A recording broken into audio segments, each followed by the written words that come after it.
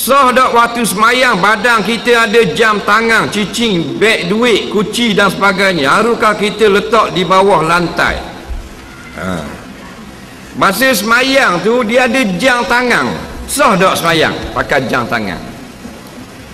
Nak tahu sah dak sah, tengok pada perkara-perkara menjadi syarat sah semayang. Di antaranya maknanya syarat sah semayang, jangan kita bawa benda yang bernajis, yang kotor, yang menjadi halangan bagi sah semayang.